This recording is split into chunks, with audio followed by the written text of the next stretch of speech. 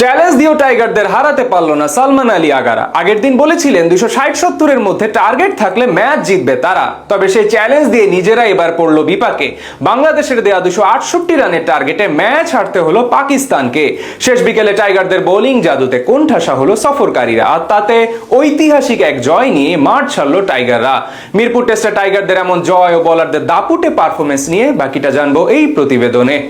পঞ্চম দিন সকালে দ্রুত রান তোলার পরিকল্পনা নিয়েই মাঠে নামে বাংলাদেশ, তবে দ্রুত রান তুলতে গিয়ে উইকেটও হারাতে হয়েছে। শুরুতেই ফিরে যেতে হয়েছে মুশফিককে। হাসান আলীর অফ স্টাম্পের বাইরের বল মিড অফের উপর দিয়ে খেলতে গিয়ে ক্যাচ তুলে দেন এই ব্যাটার। 37 বলে 22 রান করে ফেরেন মুশফিক। খানিক বাদে রিভিউ নিয়ে বেঁচে যান লিটন দাসও। বল ব্যাটে লাগলেও আম্পায়ার আউট দিলে সেটাকে লিটন চ্যালেঞ্জ জানান, আর ফলটাও যায় টাইগার এই ব্যাটারের পক্ষে। যদিও সুযোগ পেয়েও খুব বেশিক্ষণ থাকতে পারেননি লিটন। ফাইন লেগে হাসান আলী দারুণ এক ক্যাচ নিলে লিটন ফিরতে হয় 11 রান করে। এরপর মিরাজকে সাথে নিয়ে ব্যক্তিগত শতকের দিকেই এগোচ্ছিলেন শান্ত। যদিও ব্যক্তিগত কীর্তির থেকে দলের রান বাড়ানোর দিকেই বেশি নজর ছিল টাইগার দলনেতার, কিন্তু শেষ পর্যন্ত আর শতক পাওয়া হয়নি। নোমানের বলে রিভার্স সুইপ করতে গিয়ে 87 রানে ফিরে যান এই ব্যাটার। দ্রুত রান তোলার চেষ্টায় থাকা মিরাজকেও ফেরান নোমান। 27 বলে মিরাজ আউট হন 24 রানে। এরপর তাসকিনের ব্যাটে কিছু রান এলে দলীয় 240 রানে ডিক্লেয়ার দেয় বাংলাদেশ। পাকিস্তানের সামনে ছুড়ে দেয় 268 রানের লক্ষ্য। অধিনায়ক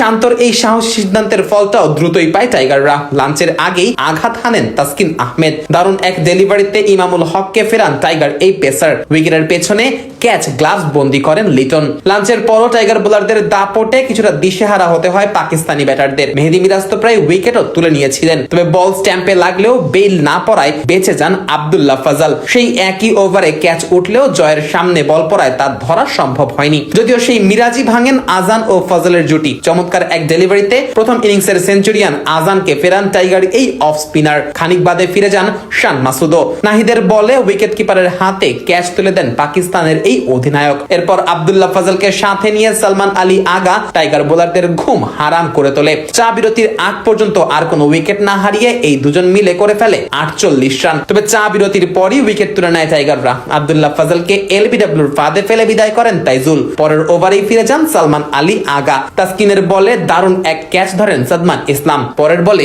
রিভিউ নিয়ে বেঁচে যান মোহাম্মদ রিজওয়ান। এরপর রিজওয়ান ও সাউথ শাকিল মিলে ক্রিজে থাকার চেষ্টা করেন, কিন্তু নাহিদ রানার গতির সামনে থামতে হয় এই দুজনকেই। সাউথ শাকিল ক্যাচ তুলে দেন উইকেট কিপার লিটনের হাতে, আর রিজওয়ান তো নাহিদের গতি বুঝেই উঠতে পারেনি। একেবারে বোল্ড হয়ে তবেই ফিরে যেতে হয়েছে রিজওয়ানকে। হাসান আলীকে এলবিডব্লিউর ফাঁদে ফেলে বিদায় করেন তাইজুল। এরপর আর টাইগার বোলারদের সামনে মাথা উঁচু করে দাঁড়াতে পারেনি পাকিস্তান। 268 রানের টার্গেটে পৌঁছানোর আগেই গুটিয়ে যায় সফরকারীরা। ফলে ম্যাচ জিতে মাঠ ছাড়ে নাজমুল হোসেন শান্তর দল।